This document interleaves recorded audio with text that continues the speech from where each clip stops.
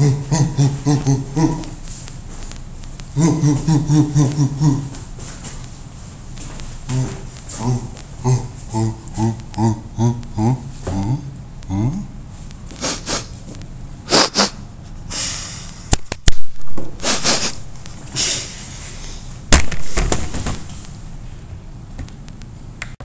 is derived energy versus Sceptic Heretic.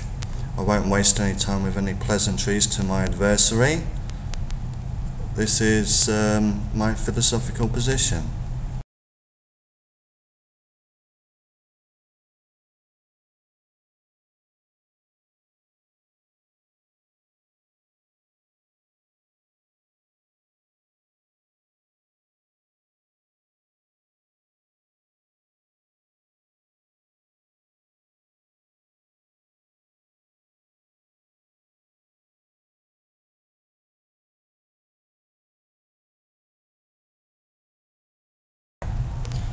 Let's look at what morality is defined as.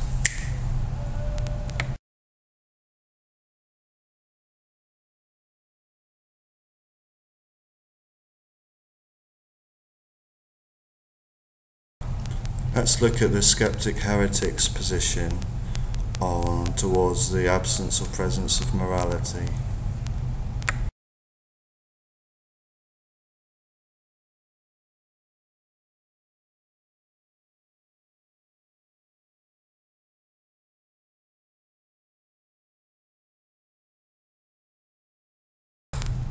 The Sceptic Heretic makes the claim that the purpose of evolution is survival and reproduction.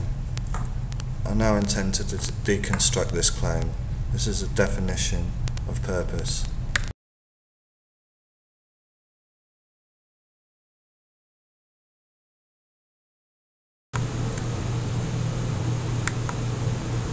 The Sceptical Heretic claims that the purpose of life is merely propagation of energy. Anything less is reductionism, anything more is wholly subjective. There are, however, several glaring objections to this. Firstly, as far as we have been able to establish with our exponentially increasing advances in technology so far, matter can neither be created nor destroyed, as per the law of conservation of energy states. As matter is merely a form of energy in line with E equals mc squared, it makes no sense to talk of the propagation of energy in the universe as a purpose, because at rest or in motion, the amount of energy in the universe remains at a constant. That is, there is no reproduction or multiplication or increase in the amount of energy in the universe by producing more sentient and self-reflexive beings. What you are merely doing by having children is converting energy from one form to another, that is, energy into the matter that forms the organs, skin tissue, cerebellum, etc. of your latest animated DNA puppet.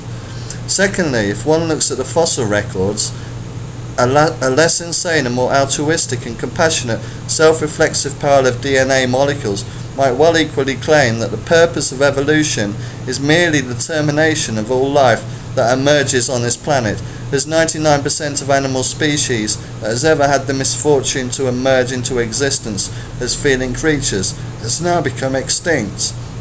There is absolutely no reason to believe that humanity will be the exception to this rule, other than an inflated ego driven by the fact that selective pressure in his natural environment caused an increase in cognitive capabilities and a corresponding tendency to diminish or isolate his awareness of the implications of being just another defecating and urinating animal through the use of primitive and crude psychological defense mechanisms that prevent us from having an accurate appraisal of reality, insanity, that are constantly in conflict with our cognitive capabilities of reasoning and are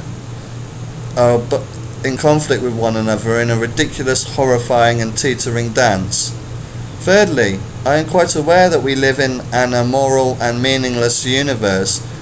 The notion of some kind of ontological morality written into the fabric of being is as ridiculous as the mad scrawlings in the holy texts of worldwide religions.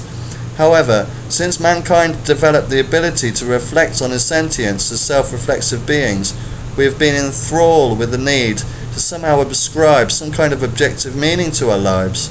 Religion served mankind's need to believe that its existence could be made meaningful without being wholly contingent on his own subjective experiences for millennia. By submitting ourselves to the notion of ultimate meaning in the universe outside of ourselves, we could happily go about our day, safe in the insane and ludicrous delusion that what we did in this life had significance beyond the finite amount of time we have on this earth. This delusion, however, is slowly being torn apart by science. To retaliate against the inevitable existential angst that this has caused in Western developed countries, people in these regions have simply substituted science for religion. However, this strategy is untenable because the wonders of science merely distract us from the immutable facts that any change in our lives is merely cosmetic. The facts remain that sentience does not confer any advantages over non-existence because a new sentience emerging from energy in the universe is just creating a bucket of needs, wants and desires that can only ever be partially filled. As a lack of sentience, such as we see when we look at an inanimate object, for example a towel, is incapable of experiencing any pain and suffering, and does not have a bucket of needs, wants and desires that needs to be filled in the first place, it is better to be the towel. Due to our irrational tendency to avoid such thoughts, we have developed a propensity towards insanity as a species as a whole. However, science is only a short-term fix, just as religion was before it. Sooner or later, our self-knowledge will surpass our ability to contrive justifications for our own existence as a species. We simply cannot cope with the reality that our lives are fundamentally meaningless, and that sentience merely creates need that has no need to exist.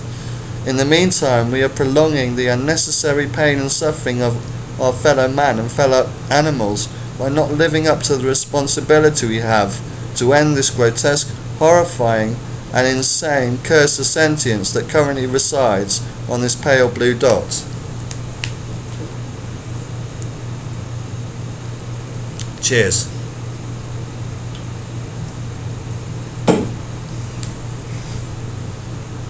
You may scoff at me, but the fact remains that humanity has a constant, unsatisfied need for ultimate meaning that transcends our own current subjective and fragile sentient experiences.